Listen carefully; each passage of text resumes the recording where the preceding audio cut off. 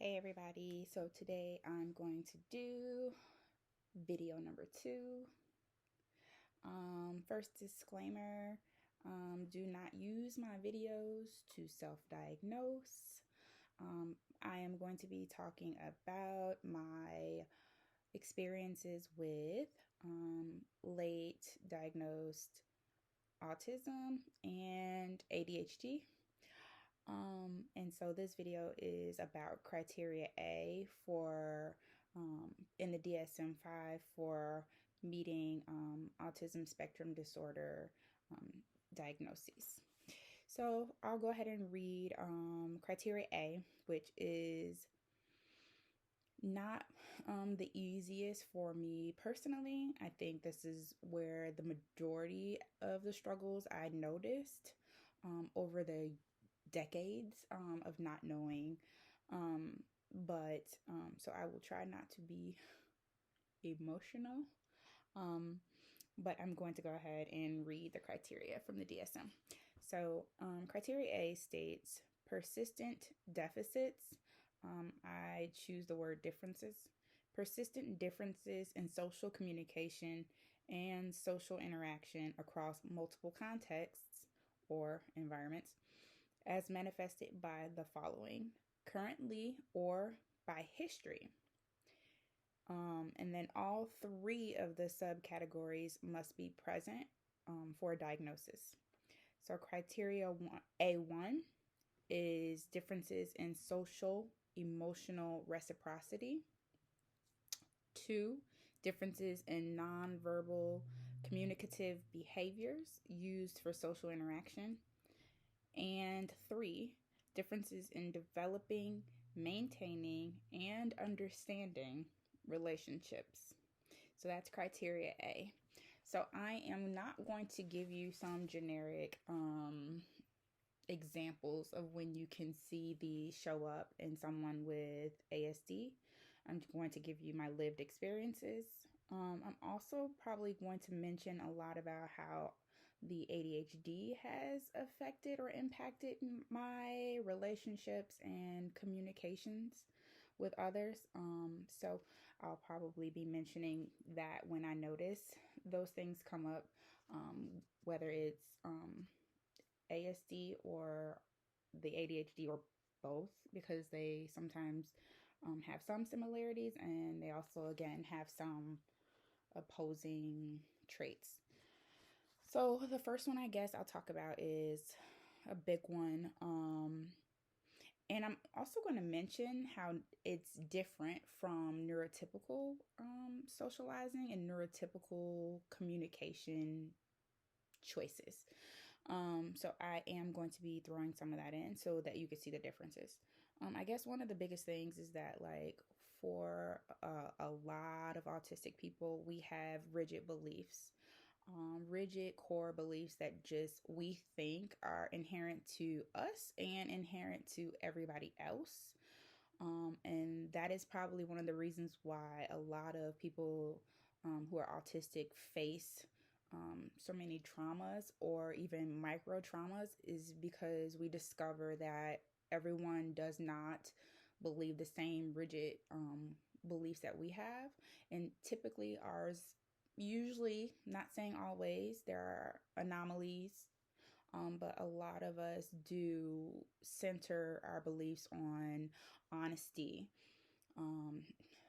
sense of justice, and definitely like being direct. So consistency, and transparency, basically honesty. And then, yeah, so those are like some of the strongest ones, like don't be a liar. Not saying that autistic people don't lie, but a lot of times, especially for the bigger things, that tends to not so much be the case, because we have a strong sense of, like, with dichotomous thinking, what's right versus what's wrong. And there is not a lot of room for gray or ambiguous area with us. So, yeah, honesty, prudence. So that's that, like, sense of justice, and fairness. would be another one. So I think those are the top three, maybe core beliefs that we have that are pretty rigid. Another thing with that is like we realize, when people are not like that, and there are people who are malicious, who do lie, who do, who are not consistent, um, who are taking advantage. That is where like our traumas come in. Um, So another thing is like with that, a spinoff from that, intentionality. We struggle with understanding the intentionality of other people, because we are literal. So what we say, we mean. So we assume that when other people say something, that's literally what they mean. And once you face enough trauma as an autistic individual, you will find that you become more hyper attuned, or definitely probably hyper vigilant about the intentionality of other people. That would include like not just their intentions, but even, trying to understand their tone, trying to understand their facial expressions, trying to understand their volume. Um, just everything starts to be like something that you have to try to work hard to notice what that means. Um, so that's another thing. Non-verbal communication is a struggle. So, like for us, it's a struggle, I guess, for other people, for NTs or neurotypicals, because typically, um, most of the time, we keep a pretty straight face, or they say like resting bee face. And so that flat affect is sometimes perceived by others as us being mean, or angry, or something's wrong with us, what's wrong. And so typically, sometimes there is something wrong. So it's always good to ask us. But sometimes, at least what I've faced is like the assumptions. Why do you look so mean? And I'm like, I look mean. I look angry. I didn't know like mean was a look. I thought mean was an act. So, and then I have ADHD. So like I have like 15 things in my brain at one time, probably, of things I need to do, things that I'm thinking about, things that I'm feeling, whatever. So it's typically not about the other person.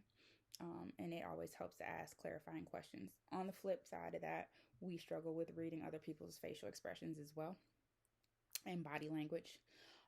So we try to look for the cues of like eyebrows raised, or folded arms, or like just those things that we sense are either anger, sadness, or happiness, in which we also can be pretty limited in like if we have alexithymia, and we could be pretty limited in our scope of what emotions are. So those are like the main three: happy, sad, angry. And then you have to dive a little deeper to get into others. Um, Also, empathy. So it has been obviously said, but yet debunked as well, that autistic people struggle with empathy. I can tell you in crises, I personally do struggle with empathy, but that is typically in crises when I cannot understand someone else, or I'm confused, um, and I don't know how to regulate. To my emotions. And I'm not sure that that's just autism, because I do have CPTSD as well. Um, but overall, we're very hyper attuned and we have empathy. The problem comes in is that, like, our empathy and neurotypical empathy might look differently to each other cross neurotypes. So we can definitely empathize with other, um, autistic individuals. And neurotypical people will usually understand neurotypical people, but we speak two different languages. So it is harder to grasp each other in terms of empathy, because we cannot always grasp each other in terms of communication. So that's like the bigger issue. Eye contact is another one. I struggle with eye contact, at least maintaining eye contact. So like with neurotypicals, especially like job interviews and things like that, like they expect eye contact, and then they believe that we're like not respecting them when we don't look at them. But the bigger thing is like we are not focused. If we are looking at you, we tend to focus away so that we can focus on what we need to say or hearing what you're saying. And so it's really not about making eye contact to or not making eye contact to be disrespectful. Another thing is like herding, not hurting, herding like sheep. We don't tend to follow like herding behavior. That is highly neurotypical. So basically, what herding is like people making indirect requests from you or giving an order through implied meaning. It's not asking something directly, but it is instead doing it in a roundabout way. So basically, beating around the bush to try to herd you into the direction that they want you to be in or go in. Here's an example of herding, just a small example. A neurotypical would say, as you're walking out of the door to go to the store, might say, "Oh, we're out of milk." Okay, that's great. We're out of milk. And so then you're thinking, so are you telling me because you want me to get milk? Um, Whereas an autistic person, if you were walking out of the door and they wanted milk, they would say, can you get milk? It's very direct, very clear. We don't, herd someone to say, oh, so I think that means you want me to do something. No, we just like actually speak exactly what we want. Another example is, I wish we could spend more time together. Very neurotypical. Autistic. I want to spend time with you. Are you available on this day at this time? And where would you like to go? It's very specific, clear, direct information. And for us, it just doesn't make sense to do the beat around the bush because say what you mean and like mean what you say. Make life easier by getting straight to the point, whether it be good or bad. That like the saying is like polite speech is the poison to clarity. So, and I can't quote who said that, but I definitely know like it makes a lot of sense because a lot of times neurotypical people like to beat around the bush. They like to speak in terms of like what will make people emotionally happy. And that's cool and that's fine. We're not saying be, a complete, to people. But typically for autistic people, we speak through what we see first. And then, you know, unfortunately, sometimes that directness is mm, direct. And then it hurts people's feelings. And we don't realize it until after we've said it and we get like either a comment back or like a look. Um, and I mean, that's not saying that we're right or not. We do have to think so before we say things. And I think that's across the board. But we're also not trying to like walk through life sparing everyone by lying to them either. And I think that is the bigger thing. Is like we just don't really have it in us to do that as much as the neurotypical does. We're not about social niceties. We, of course, with women, I think, who are more women who are like autistic have been socialized to do that more. But, it is what it is. Like, just say the thing. Like, if someone's going to say something to hurt my feelings, I'd rather them tell me, than to, lie or fabricate. It just doesn't make sense. Um, so yeah, like not communicating clearly is pretty neurotypical. And so like I think that's why a lot of neurotypical people might struggle with getting their needs met. And I'm not saying that autistic people don't struggle with getting their needs met in like relationships either. And that's more of a communication breakdown in itself. It's just like not being able to understand each other if you're in a neurodiverse situation. So like one person is neurotypical and the other partner is autistic. I think then both people have to work harder um, to get their needs met and to communicate effectively. A lot of autistic people who struggle with alexithymia, which basically is not having the words for the emotions, they also struggle with like getting their needs met because they don't even know them. They typically can't express their emotions, and they tend to not be able to communicate effectively either. And so it's not just neurotypicals, but definitely um, getting your needs met is important, and they'll go unmet if you cannot communicate clearly. And I think that's across the board. Um, so another thing is like small talk. We hate small talk. And I've not met one autistic person that likes small talk. They might engage in small talk, but they don't really. I've never met one that says they actively like small talk, but I'm sure there are some out there. It's just not something that I've come across in meeting other autistic people. We are deep thinkers. We want to talk about our special interests. We want to learn your special interests. We want to learn you. We want to ask questions. We are very inquisitive people overall. And so, especially if we're trying to socialize. And so, small talk is like, hey, how you doing? Good. How are you doing? Like, how's the weather? How about those bears? Or whatever. It's just like, okay, what?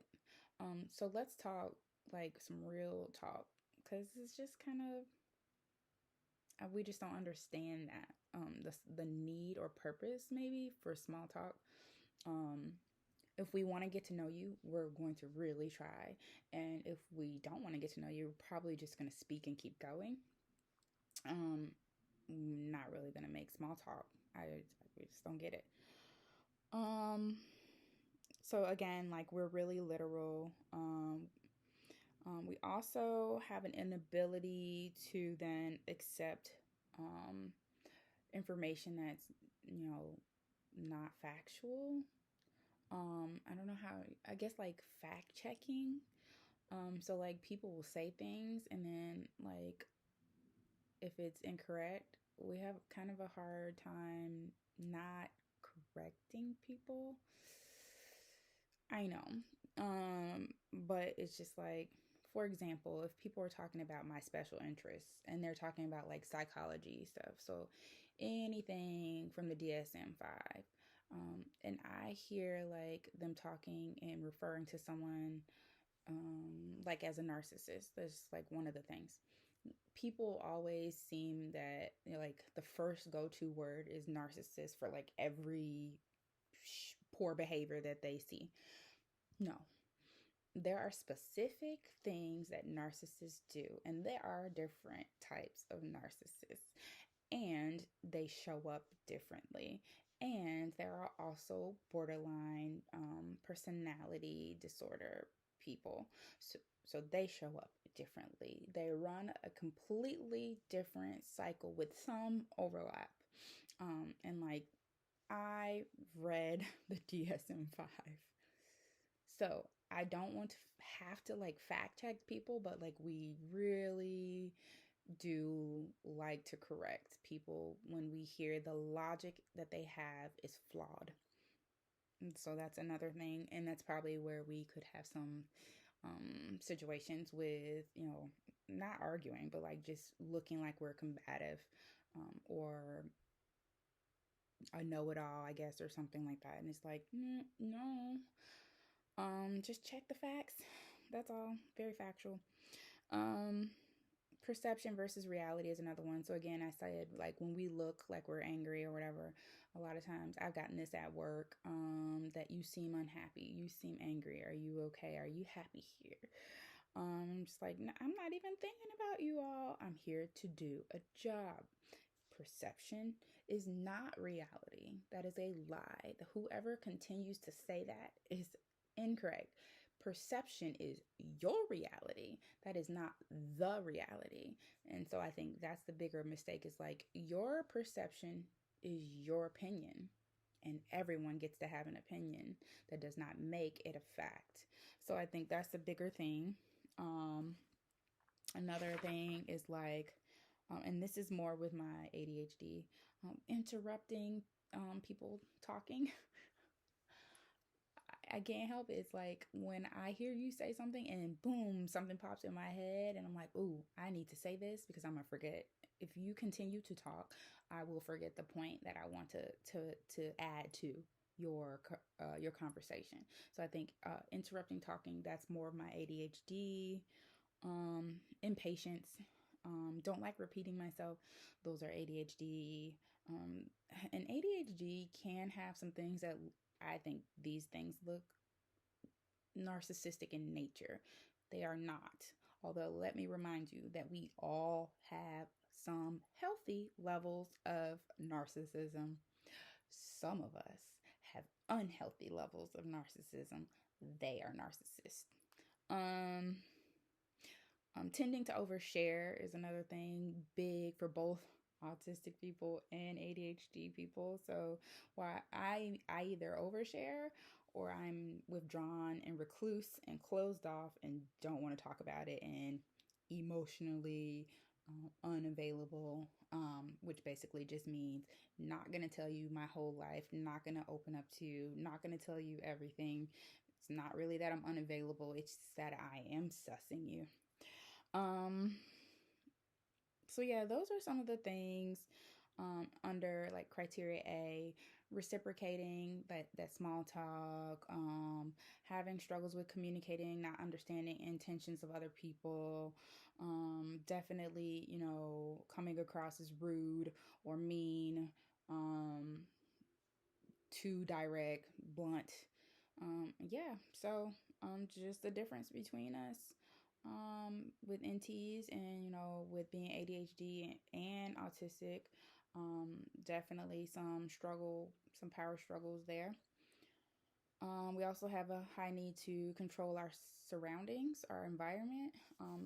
That comes with our rigid beliefs as well. So, like, we don't like routine changes. We don't like changes in patterns of people. There's just a lot of things about transition that we just don't like. And it's because it's hard for us, because it dysregulates us.